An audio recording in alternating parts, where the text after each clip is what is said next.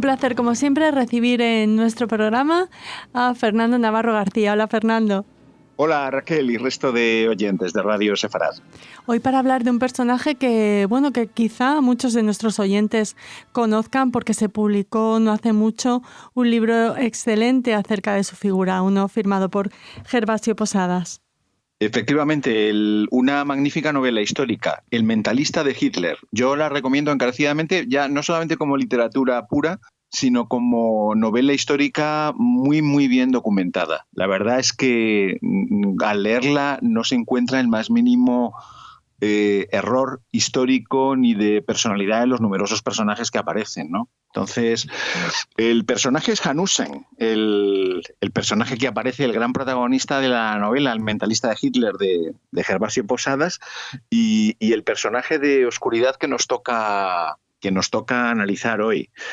La verdad, Raquel, es que el programa nuestro, Luz y Oscuridad bajo el nazismo, nos obliga casi siempre a elegir personajes puros, ¿no? Bien de la luz o bien de la oscuridad, pero Hanussen, a poco que revisemos su biografía, nos damos cuenta de que es un personaje muy gris, realmente muy próximo a la oscuridad, por eso hoy se enclava en este lado, ¿no?, de la línea, sobre todo por sus simpatías con el nazismo y, lo más importante, por la colaboración, probablemente interesada, no dejaba de ser un tramposo, un astrólogo, un ocultista que se ganaba la vida con trucos y con artes de magia, pero realmente utilizó especialmente su último año de vida, que es yo creo que es el año más crucial, ¿no? El año 32 y el año 33, utilizó estas artes, esta capacidad que él tenía para adivinar el futuro, de ahí el título de la novela, El mentalista de Hitler,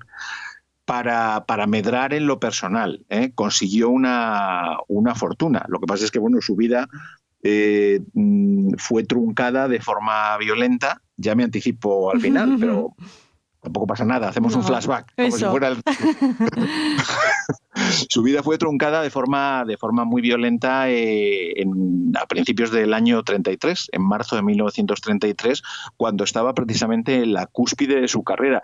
Yo me atrevería a decir más. Fue asesinado, porque bueno, es evidente que lo asesinaron, aunque no ha quedado muy claro quién, todos sospechamos quién, precisamente por haber alcanzado una fama y un éxito sin precedentes en la Alemania, en los primeros meses de la Alemania nazi y los últimos meses de la República de Weimar. Supongo que le envidiaban su cercanía a Hitler, ¿no? Sí, efectivamente. Hay un momento en que realmente todo lo que gira alrededor de su vida hay que tratarlo con hilos, porque las fuentes son muy variadas, muy dispersas y en ocasiones muy poco fiables, ¿no? Sus propias revistas de astrología tenía varias, ¿no?, y de ocultismo. Pero al parecer, y por ejemplo, fíjate, John Toland, el gran historiador, en la biografía enorme que tiene de Hitler, dedica prácticamente una página completa a tratar de los encuentros que tuvo Hitler con Hanussen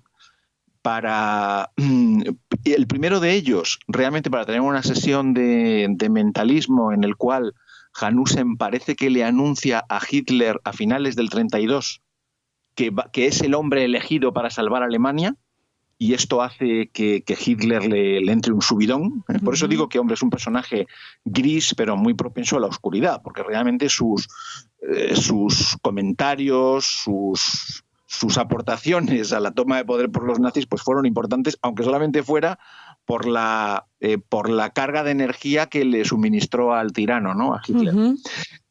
Toland, en su biografía, que he querido revisar, ¿no?, previamente al programa para efectivamente asegurarme de que era lo que recordaba, dedica una página larga a hablar de esas reuniones de Hanussen con Hitler, en donde la primera de ellas lo único que hace es augurarle que va a ganar las elecciones, como realmente sucedió poco tiempo después, pero también le recomienda, y esto, insisto, está recogido por un historiador de la talla de Toland, también le recomienda a Hitler que mejore sus técnicas de oratoria. Ujú. Hanussen, como todos los mentalistas, como toda la gente que se gana la vida sugestionando al público, era un magnífico comunicador, que diríamos hoy. Tenía muy buena voz, es un personaje que consiguió forjar un culto a sí mismo muy bien trabajado, ya digo, tenía sus propias revistas, incluso en Berlín, en el mismo centro, en una de las zonas más lujosas de Berlín, llegó a crear su palacio del ocultismo. Ahí es nada. Donde tenía sus sesiones diarias y el palacio se llenaba de gente, de la aristocracia y muchísima gente de la élite nazi, gente como el conde von Helldorf o Goering, personajes muy, muy notables. Y desde luego muchísimos mandos intermedios, jefes y jefecillos, sobre todo de las SA. Fernando, lo que no hemos dicho y que es un dato interesantísimo, claro, es que Erik Hanussen no se llamaba así y no era un aristócrata danés, sino que era un judío que procedía de una familia humilde de origen checo, ¿no? Sí, efectivamente, sí. Aunque ya digo, la mejor biografía de ese escrito de Hanussen no se ha traducido al español, efectivamente lo califica del clarividente judío de Hitler. Erich Jan Hanussen, el clarividente judío de Hitler, es la traducción directa del inglés al español. Era de una familia efectivamente de clase media. Él tiene que huir de República Checa, no se sabe muy bien por qué, pues probablemente por un asunto de faldas o de deudas. Era un hombre que era especialista en meterse en problemas, pero también en escaparse de ellos, en zafarse de ellos, era escurridizo. Y él crea toda una leyenda alrededor suyo, con lo cual, pasados los años, es muy difícil, como decía al empezar el programa, saber qué hay de cierto en la vida de Hanussen.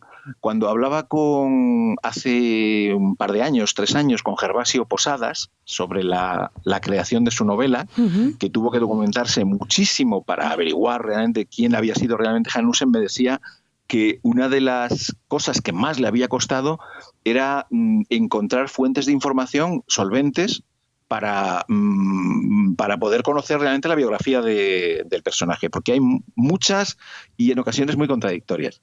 Pero sí, parece ser que el origen era judío de una familia checa.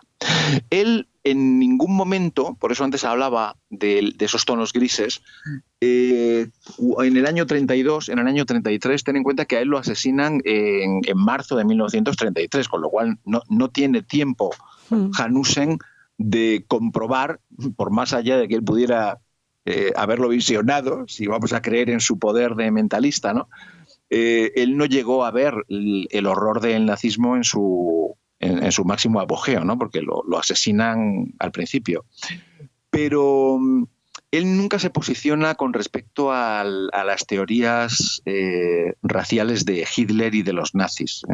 Él, de hecho, en declaraciones suyas que tiene en su propia revista del año 32, finales del 32, principios del 33, la revista del ocultismo, él viene a decir que a él le preocupan las personas y que no distingue ni entre razas, ni entre religiones, ni entre ideologías. Que él analiza con sus poderes, con sus visiones, con sus poderes, realmente, que él analiza el futuro de las personas sin entrar en otro tipo de componendas. Bueno, era un especialista como un buen pícaro, porque realmente Hanussen, de lo que puede ser calificado, es de un pícaro que tuvo la desgracia en la etapa final de su vida de moverse entre criminales. Mientras pudo moverse entre tahúres, entre otros ladrones y entre otros pícaros, pues más o menos fue sobreviviendo, huyendo de un país a otro. Pero cuando realmente establece una relación tan próxima al poder nazi como es el propio Hitler o como es el jefe de policía de Berlín, Helldorf, estamos hablando de un personaje también muy importante en la historia del nazismo. El propio Goering, ojo, porque ahí ya está jugando con fuego. Y nunca mejor dicho lo del fuego, porque la muerte de Hanussen, todo apunta, prácticamente no hay ninguna duda, aunque no hay pruebas. No olvidemos que los nazis se ocuparon de limpiar todo tipo de rastro que pudieran dejar en su crimen, cuando en una de las sesiones, he hablado antes del Palacio del Ocultismo que él tenía en Berlín, y también he comentado que a ese palacio asistía la alta sociedad berlinesa y muchísimos mandos de las SA y las SS, incluso miembros del gobierno de Hitler. Porque, claro, el hecho de que este hombre hubiera tenido entrevistas personales con Hitler lo convirtió realmente en el gran mago del nazismo. Muchos de los que iban a su gabinete de ocultismo, a la sala de cristal, la sala de la bola de cristal que él tenía sesiones privadas de clarividencia con estas personas. Y como buen pícaro que era en el campo de la clarividencia, sabía perfectamente cómo extraer información. Él daba algo de información, anticipaba algo de lo que podía ocurrir, pero también se ocupaba de, bien a través de sesiones de hipnosis o de pura sugestión, de recabar mucha información que iba cruzando, porque la recibía de un sargento de las SA, de un Gauleiter, y toda esa información él la iba procesando y le permitía atar cabos. En resumidas cuentas, por no hacerlo muy largo, poco antes del incendio del Reichstag, que es casi con toda seguridad fue ordenado por Goering, sabes que la culpa se le echó a Van der Lubbe, el joven comunista holandés, pues que tenía un problema mental, ¿no? Esa fue la culpa, digamos, legal bajo el régimen nazi. Pero realmente quien está detrás del incendio del Reichstag, que les viene también a los nazis para acabar con lo poco que quedaba de democracia en la República de Weimar, es el incendio del Reichstag. Y Hanussen comete la torpeza, porque en el fondo él lo que trata es de hacerse autobombo y autopromoción. Unos días antes del incendio del Reichstag, él anuncia que va a arder el Reichstag. Claro, un anuncio de este estilo en un lugar que está lleno de policía, de militares, de afectos al régimen, pone en evidencia que este hombre está recibiendo mucha más información de la que debiera. Y entonces, en ese momento, empiezan, especialmente instigados a través de Goebbels, empiezan a sacar sus orígenes judíos. Ahí ya les interesa esgrimir que es un hombre de nacionalidad, es un judío, que es un insider, que está tratando de destruir la gran obra del nacionalsocialismo. Primero lo amenazan, después le cierran la revista, finalmente le impiden desarrollar la última sesión en el Palacio del Ocultismo. Lo detienen unos miembros de la Gestapo, de la policía secreta hitleriana, y en un bosque en el norte de Berlín, estos son todo hipótesis, lo que estoy diciendo, porque ya digo que no existe rastro documental, son declaraciones de compañeros, de testigos, etc. En un bosque en el norte de Berlín lo asesinan, 3 policías de la Gestapo lo acribillan a balazos. Su cadáver es encontrado un mes después, en un estado que te puedes imaginar cómo es, ¿no? Y lo que se publica en la prensa, totalmente ya en manos de los nazis, recordemos que ya se ha incendiado el Reichstag y aquello ya es una dictadura de pleno derecho, lo que vienen a decir es que, bueno, que ha aparecido un cadáver en el norte de Berlín, que aparentemente es el clarividente Hanussen, y se olvida inmediatamente la noticia. No hay ningún tipo más de impacto en medios, siendo un personaje tan popular, ¿no? Muy conocido en la vida social del Berlín de 1933. Es enterrado en un funeral privado al que asisten 5 o 6 personas, muy poquitas, porque realmente todas las personas que han estado en su entorno profesional del Palacio del Ocultismo empiezan a sentir que están en peligro. Entonces, algunas se exilian, algunas huyen, otras desaparecen del mundillo, de la farándula, y Hanussen desaparece de forma tan misteriosa y tan rápida como apareció en aquel Berlín tan turbulento, ¿no? De 1932, de 1933. Uh-huh. Pero es un personaje curioso, ya digo, primero por la influencia que tuvo inicialmente en un personaje como Hitler, haber llegado a tener varias reuniones con él, según Bella Fromm, que era la gran articulista de sociedad de los años 30 en Berlín. Ella describe perfectamente una de sus reuniones, ya decía que John Toland en su biografía también, y sobre todo por la capacidad que tuvo de embaucar a tantos embaucadores, porque en el fondo Este era un pícaro que, como decía antes, se movió entre criminales, ¿no?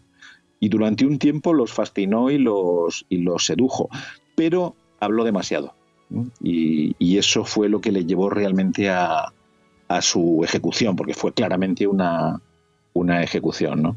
Bueno, pues ha sido muy interesante recorrer la vida misteriosa de Erik Hanussen, que en realidad se llamaba Hansel Steinschneider, ¿no? Steinschneider.